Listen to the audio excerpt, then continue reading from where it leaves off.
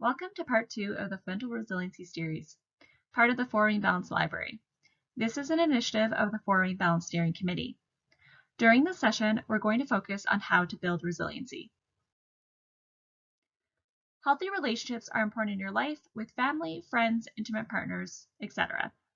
Within a relationship, you want to ensure you're both empathetic and understanding toward each other. You trust each other and you feel compassion.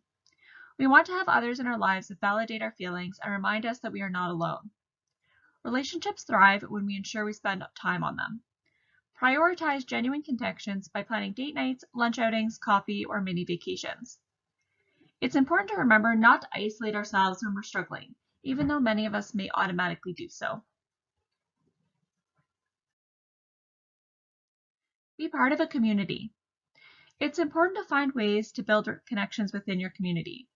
This can be very important for military members and their families when they're posted to new locations, so that they can feel connected in some way. The military community is a community all on its own.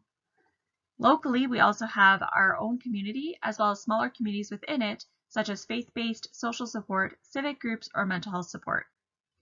Join a community that gives you a sense of purpose or joy. Physical health. Physical health is incredibly important to our mental health. Self-care means taking care of yourself, not just having a bubble bath. Proper nutrition by following Canada's new food guide, eating plenty of vegetables and fruits, and limiting highly processed or high sugar foods is important. Adults need between 7 to 9 hours of quality sleep per night for optimal functioning. Very few, which is less than 10% of Canadian adults, require less than 7 hours of sleep to function at their best. You cannot train yourself to be a short sleeper. Hydrate. Ensure that you are properly hydrated throughout the day and remember to increase your fluid consumption during hot days or when you're exercising. Water is the best source for hydration. We also want to exercise regularly. Adults need at least 150 minutes of moderate to vigorous intensity physical activity per week to achieve health benefits. This can be done in bouts of 10 minutes or more. It's also beneficial to add muscle and bone strengthening activities using major muscle groups at least 2 days per week. More physical activity provides greater health benefits, but we also want to make sure that we're not increasing our risk of injury.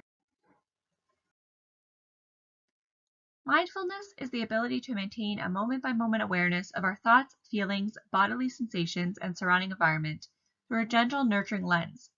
This means that we are aware of our thoughts and feelings without judgment. Rumination is when we focus on something consistently.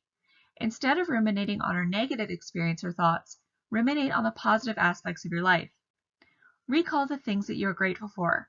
A gratitude journal would be a great way to do this. Self-talk is our internal dialogue that is influenced by your subconscious mind. It reveals your thoughts, beliefs, questions, and ideas. Positive thinking and optimism can be beneficial for stress management and building resilience. It's important to learn to shift your inner dialogue from negative to positive. So for example, a negative thought would be, I'll disappoint everyone if I change my mind. Changing it to positive, we might say, I have the power to change my mind. Others will understand. Another negative option is, I've never done this before and I'll be bad at it. So instead, we're going to switch it to positive and say, this is a great opportunity for me to learn from others and to grow. Avoid negative outlets.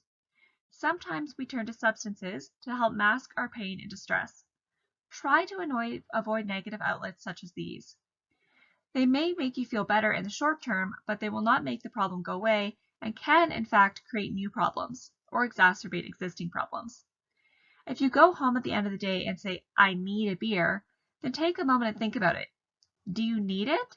If so, what is something else that you could do to help the situation that is making you feel the need for alcohol? Or is it that you just simply want a beer to enjoy after the long day? Consider this so that you're not reaching for alcohol or cannabis, other drugs, gambling, or gaming for purposes other than just enjoyment. Volunteering to help others can create a sense of purpose, it can foster self-worth, and it can help you connect with others via the social aspect of helping and working with others. Overall, volunteering helps to counteract the effects of stress, anger, and anxiety. We also want to set goals and achieve them. In order to do this, we need to develop realistic goals. So having goals in life gives us a sense of purpose and success when we achieve them. We want to do something regularly that helps us move toward achieving our goals. So think to yourself, what is one thing I can do today that helps me move in the direction I want to go? Smart goal setting allows you to clarify your ideas, focus your efforts, and use your time and resources productively to increase your chances of achieving what you want. So let's take a look at what SMART stands for. S is for specific. So what do I want to accomplish? Why is this goal important? Who is involved? Where is it located? Which resources or limits are involved? M is for measurable. So you want to be able to track your progress to stay motivated by asking how much, how many, how will I know when it's accomplished? A is for attainable. It should stretch your abilities but still be possible to achieve. R is for relevant. So ensure the goal matters to you. Does this goal seem worthwhile? And T is for time-bound or timely. So have a target date to have a deadline to focus on and something to work toward. Remember, it's your perspective about the thing and not the thing itself that matters most. Identify when you are thinking irrationally. So for example, thinking, the world is out to get me, my life is over, everything is horrible. Adopt a more balanced and realistic thinking pattern. Remember that a situation or challenge is not indicative of how the rest of your life will go. Accept change. Change is a part of life. We sometimes cannot control the changes that occur in our lives. We have to keep in mind that some of our goals may have to change because of the other things that are happening outside of our control. It is really important to accept when you do not have control over things, so we're not wasting our time and energy trying to fix something that we just honestly can't. Learn from your past. So we want to learn from our past experiences without ruminating on them or allowing them to make us feel bad. So instead, learn from your experiences by asking yourself some questions. For example, what types of events generally stress me out? How am I affected by these events? Who supported me in times of distress? So those might be some support people that you might turn to next time. What did I do that was helpful? What did I do that wasn't helpful? And so therefore won't spend my time doing again. We also need to be able to seek help and support. So this comes in a variety of different methods and means depending on the person. So self-help or community support groups can be really beneficial, whether they be in person or online.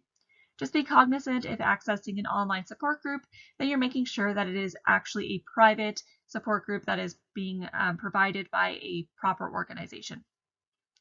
You can also access evidence-informed books, online resources, or other publications.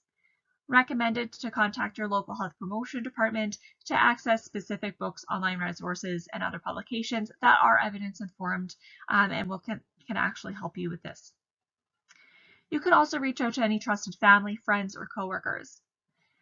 And you may also need to talk to a health professional. Remember that you don't need to be in mental health distress in order to talk to a health professional. You may just be struggling with coping with stress or have something coming up that you're not sure how you're going to deal with, and so you may want to make an appointment. There's a variety of different health professionals available depending on what your need is and whether you are a military member or civilian or a family member.